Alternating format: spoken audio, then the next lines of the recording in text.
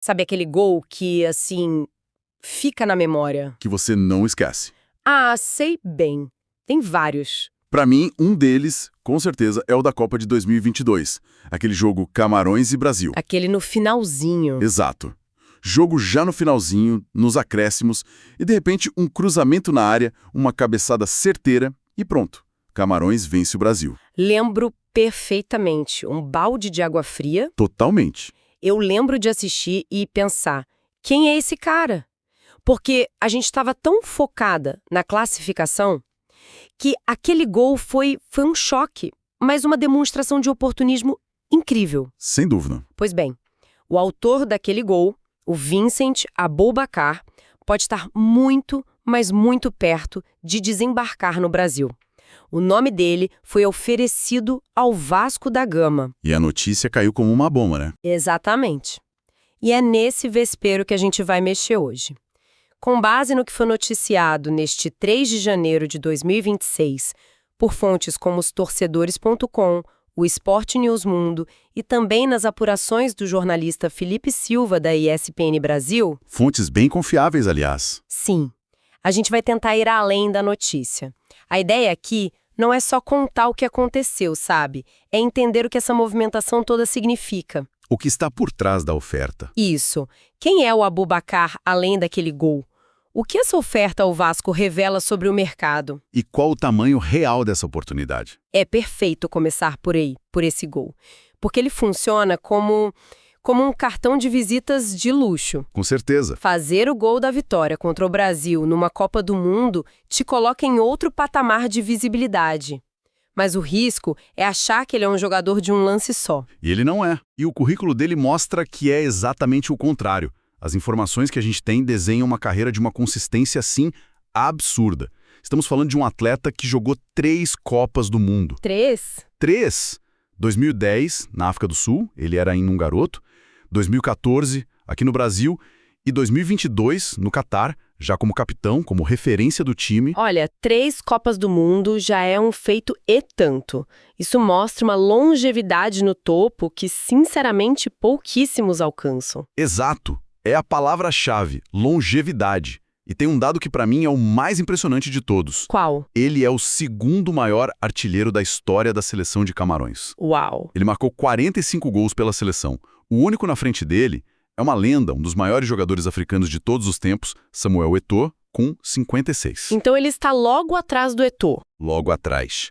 Estar colado em um monstro sagrado como o Eto'o e uma seleção com a tradição de Camarões, isso já te dá a dimensão do jogador que estamos falando, sabe?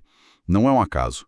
É uma carreira inteira construída em alto nível. Ok, mas a gente sabe que seleção é uma coisa, é a vitrine, o pão de cada dia do jogador é o clube. E a carreira dele no dia a dia, ela corresponde a esse status de estrela da seleção? Ótima pergunta. Porque às vezes o jogador arrebenta no país dele, mas não vinga na Europa, né? Sim, acontece muito, mas a resposta é sim. Corresponde totalmente. Os números dele na Europa são muito sólidos e, mais importante, em contextos bem diferentes e desafiadores. Certo. Vamos pegar as 2 passagens mais marcantes dele, que as fontes detalham bem. Porto, em Portugal, e Beşiktaş, na Turquia. 2 ligas bem competitivas e com torcidas que pegam no pé. Exatamente. Pelo Porto, os números são ótimos. 125 jogos, 58 gols e 16 assistências. 58 gols. E ele foi campeão português lá, sendo importante. Já no Beşiktaş, a performance dele é talvez ainda mais marcante. Foram 117 partidas, com 60 gols e 14 assistências. Mais gols em menos jogos. Exato. E lá ele também levantou taça, foi campeão turco 2 vezes. Ou seja, ele não foi só um artilheiro, ele foi um artilheiro campeão. Somando tudo, dá quase 250 jogos e quase 120 gols só nesses 2 clubes. É como ser o artilheiro da turma em 2 escolas diferentes e muito exigentes. É uma ótima analogia. Mas o que mais me chama a atenção é a passagem pela Turquia. Jogar lá não é fácil, a pressão é gigantesca. É um caldeirão. A atmosfera do futebol turco, especialmente nos clássicos de Istambul, é uma das mais intensas do mundo. E ele não só sobreviveu, ele prosperou. Foi protagonista. Foi protagonista no Beşiktaş. Isso diz muito sobre a mentalidade dele, sabe? a capacidade de lidar com pressão. É um jogador que não se esconde em jogo grande. E essa experiência? Essa experiência é algo que não aparece na estatística, mas que tem um valor imenso. Principalmente para um futebol como o brasileiro, onde a pressão da torcida é um fator decisivo. Faz todo sentido. Um cara acostumado com a loucura de um Besiktas e Fenerbahçe, provavelmente, sei lá, tira de letra um clássico no Maracanã, no Morumbi. Provavelmente. Mas isso me leva a outra pergunta. Se ele é tão bom, por que agora? Por que o nome dele está sendo ventilado no Brasil com 33 anos? Aí está o pulo do gato. É a tempestade perfeita para uma negociação. Atualmente, o Aboubakar joga no Neftchi, do Azerbaijão. Certo. O contrato dele lá vai até junho de 2026, ou seja, está na reta finalíssima. Daqui a alguns meses. Isso. E ao que tudo indica, a tendência é que ele não remove. E no mundo do futebol, a gente sabe o que isso significa. Pré-contrato. Exato. O jogador fica livre para assinar um pré-contrato com qualquer clube do mundo, de graça. O clube de origem não leva nada a não ser que negocie uma saída imediata por um valor simbólico, claro. O que torna o negócio muito mais atraente. Muito. Então, você tem um jogador com esse currículo todo, campeão, artilheiro, experiente, se tornando uma oportunidade de mercado. E ele ainda está em forma, porque ir para o Azerbaijão pode soar como aposentadoria para alguns. É uma boa observação. Mas os números da temporada atual desmentem isso. Em 10 jogos por lá, ele já tem 5 gols e 1 assistência. Metade dos jogos fazendo gol é um bom número. É um ótimo número. Ele continua produtivo. Então você junta a experiência, a qualidade comprovada, uma situação contratual favorável e o fato dele ainda estar em forma. É o pacote completo que faz os olhos de qualquer diretor de futebol brilharem. Uma tempestade perfeita que, pelo visto, está se formando sobre São Januário. Certo? Porque é o nome do Vasco que está no centro de tudo isso. Pelo menos por enquanto. As fontes são claras em dizer que ele foi oferecido. É importante explicar isso. Não foi o Vasco que foi atrás. Foram os representantes do jogador que bateram na porta do clube e agora a bola está com a diretoria. Isso mesmo. A posição do clube, segundo as notícias, é de análise interna. Eles receberam a proposta e estão estudando a viabilidade. Estão pesando o custo-benefício. Mas, vamos ser sinceras, o que eles tanto ponderam? Olhando de fora, parece uma oportunidade de ouro. Um centroavante desse calibre disponível no mercado. Qual é o porém aqui?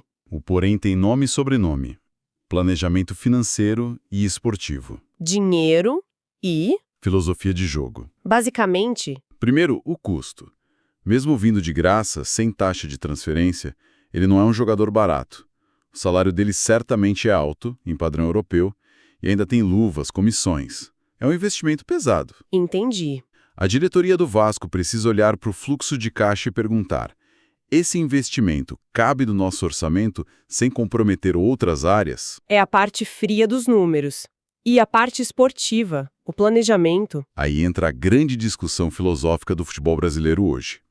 Vale a pena investir uma bolada em um jogador de 33 anos que te dará um retorno técnico imediato, mas com zero potencial de revenda futura? Certo, ele não vai gerar lucro depois. Exato. Ou é melhor usar esse mesmo dinheiro para trazer 2 ou 3 jogadores mais jovens, com potencial de evolução e que podem gerar lucro lá na frente? É a aposta no presente contra a construção do futuro. É a síndrome de Suárez, talvez. O Grêmio apostou tudo no uruguaio, ele entregou absurdamente em campo, elevou o patamar do time, mas foi um investimento de 1 ano só e sem retorno financeiro na saída. É a comparação perfeita. O impacto do Suárez no Grêmio foi inegável. Mudou o time d'água para o vinho. Sem dúvida. Mas também vimos outros medalhões estrangeiros que vieram e não renderam o esperado. É uma aposta de altíssimo risco e altíssima recompensa. O Vasco está nessa encruzilhada. Arriscar um projeto Suárez ou seguir um caminho mais conservador? Exatamente.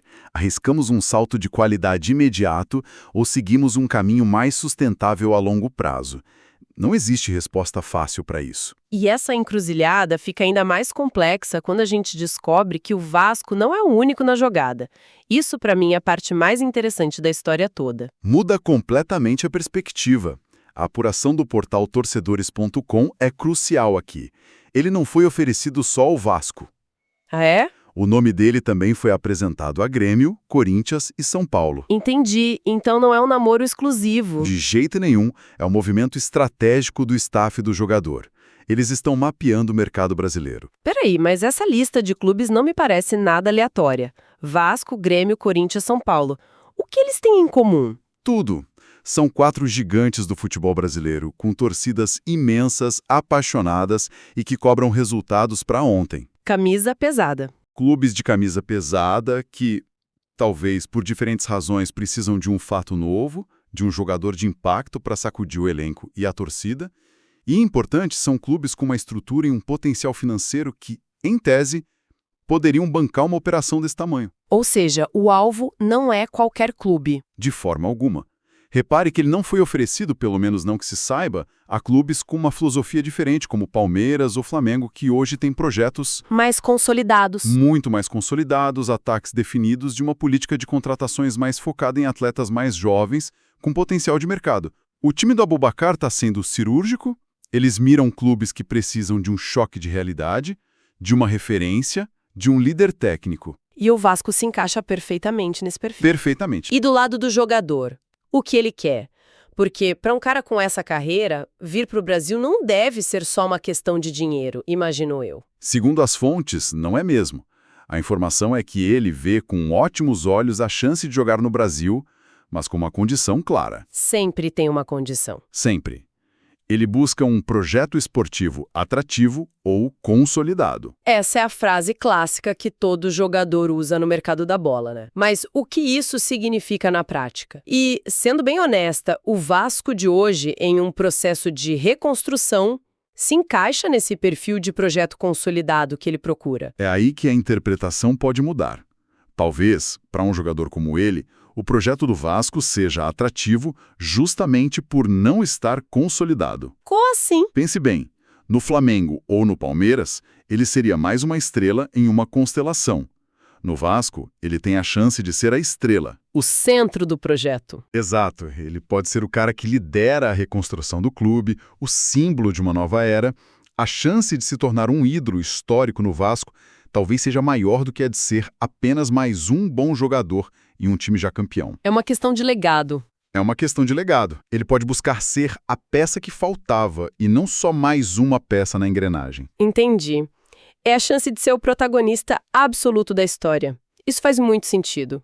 Então, quando a gente junta todas as peças desse quebra-cabeça, o cenário fica bem claro. Fica fascinante. De um lado, você tem o Vincent Abubakar, um atacante de 33 anos com um currículo absurdo, que já brilhou em Copas, Champions League, foi campeão por onde passou e ainda está fazendo gols. Está disponível? Está disponível, quer vir para o Brasil e seu staff está ativamente buscando um clube com um perfil bem específico. De mercado e fazendo a conta mais difícil do futebol. A conta que não fecha fácil. Nunca. Aqui mede o peso da experiência contra o potencial da juventude. É o gol de hoje contra o lucro de amanhã. É uma decisão que não envolve só dinheiro, mas a própria identidade e a direção que o clube quer tomar. Exato. A situação hoje, dia 3 de janeiro, não é de negociação avançada, mas de reflexão profunda. Uma carta de peso foi colocada na mesa e o Vasco está decidindo se paga para ver o jogo ou se prefere guardar as fichas para outra aposta. No fundo, a questão que fica, e que vai muito além dessa negociação específica, é sobre o tipo de protagonismo que o futebol brasileiro busca. A chegada de um jogador com a bagagem do Abubakar, que já decidiu jogos nos maiores palcos do mundo, agrega só gols ou agrega também uma mentalidade? Uma casca, uma liderança que talvez o nosso futebol tenha perdido um pouco. Uma pergunta excelente. O dilema que a diretoria do Vasco enfrenta hoje não é apenas sobre contratar ou não um centroavante, é sobre definir um modelo. A resposta para a questão Abubakar vai dizer muito, não só sobre o futuro do Vasco, mas sobre como os grandes clubes brasileiros se enxergam no cenário global do futebol.